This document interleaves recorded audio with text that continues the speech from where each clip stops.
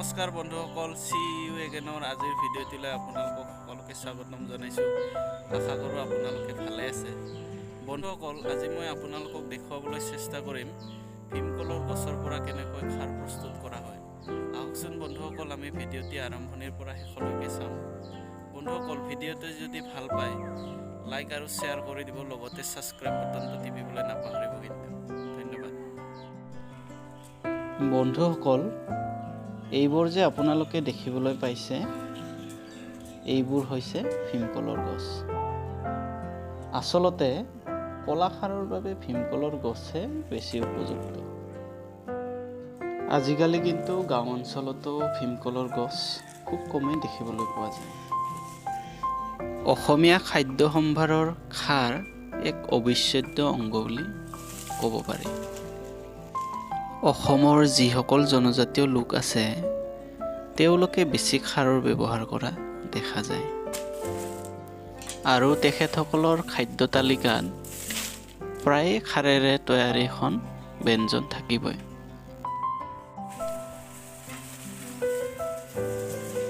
এয়া আমি কলৰ গছবোৰ এডাল এডালকৈ কাটি বগৰাই লওঁ। অসমীয়া সমাজত খাৰ বেছিকৈ ব্যৱহাৰ হয় বাবে খাৰ খোৱা অসমীয়া বুলি কোৱা নিশ্চয় আপোনালোকে শুনিছে।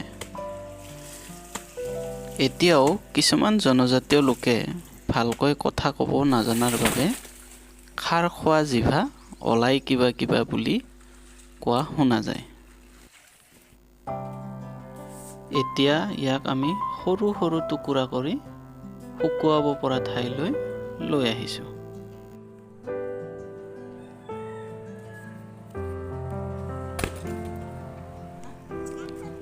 এতিয়া এই টুকুৰাবোৰ যিমান পাৰি সিমান পাতলকৈ ফালি দিয়া হৈছে, যাতে ই ৰ'দত সোনকালে শুকাবলৈ সুবিধা হয়।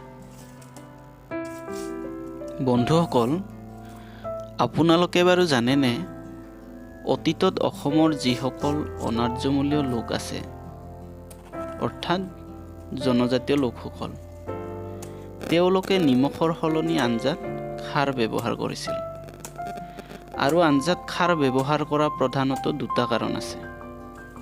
প্ৰথম হৈছে ইয়াক নিমখৰ বিকল্প হিচাপে ব্যৱহাৰ কৰা, আৰু দ্বিতীয়তে হৈছে সোনকালে যিবিলাক শাক পাচলি নিসিজে, সেই নিসিজা শাক পাচলিবিলাকত খাৰ দি সোনকালে সিদ্ধ কৰাৰ কাৰণে ব্যৱহাৰ কৰিছিল।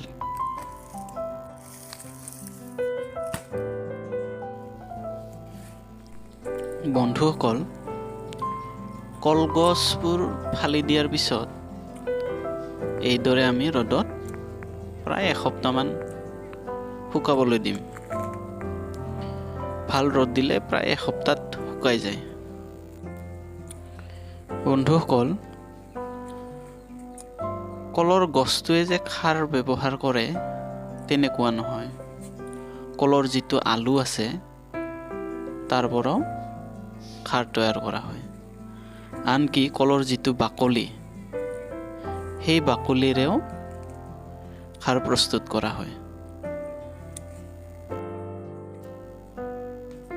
এয়া এসপ্তাহৰ পিছত যেতিয়া ইয়াৰ পৰা পানীবোৰ নাইকিয়া হৈছে,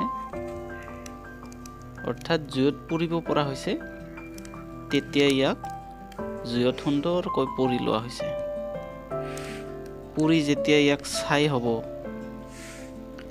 ছাই হোৱাৰ পিছত ইয়াক ধুনীয়াকৈ আমি কিছুমান পাত্ৰত জমা কৰি ৰাখিম। বিশেষকৈ যিবিলাক মাটিৰ বাচন আছে বা মাটিৰ কলহ, সেই মাটিৰ কলহত ধুনীয়াকৈ আমি ভৰাই ৰাখিম। মাটিৰ কলহত বিশেষকৈ ভৰাই ৰাখিলে বহুদিনলৈ ই থাকি যায় আৰু খাৰখিনি ভাল হৈ থাকে। ইয়াৰ পিছত কি কৰিব জানেনে বন্ধুসকল? মাটিৰ সৰু টেকেলি এটা লৈ তাৰ তলফালে এটি সৰুকৈ ফুটা কৰি ল'ব।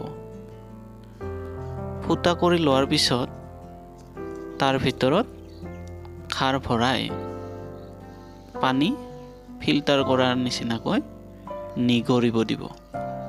এটপ এটপকৈ যেতিয়া পানীখিনি পৰিব, সেইখিনিয়ে খাৰ হিচাপে আঞ্জাত ব্যৱহাৰ কৰিব পৰা যায়। অকল খাৰ যে কেৱল খাদ্য হিচাপে ব্যৱহাৰ কৰে তেনেকুৱা নহয়। খাৰে বিভিন্ন ৰোগ হোৱাৰ পৰা ৰক্ষা কৰে, যেনে হাই প্ৰেছাৰ, ষ্ট্ৰক, আনকি কিডনী পাথৰ হোৱাটো ই বাধা প্ৰদান কৰে। খাৰ চাবোন বা অন্য ডিটাৰজেণ্টত ইয়াক লগোৱা হয়। এতিয়াও কিছুমান জনজাতীয় মহিলাই মূৰৰ চুলি ধুবলৈ আৰু কাপোৰ ধুবলৈ খাৰ ব্যৱহাৰ কৰা দেখা যায়। আনকি জনজাতীয় কিছুমান সমাজত মৃতকৰ সকামত খাৰ ব্যৱহাৰ কৰা দেখা যায়। এই থলুৱা খাদ্য প্ৰণালীবোৰ নোহোৱা বাবে আজিকালি মানুহৰ বিভিন্ন বেমাৰ হোৱা দেখা যায়। ভিডিঅ'টো কেনে পালে জনাবলৈ নাপাহৰিব।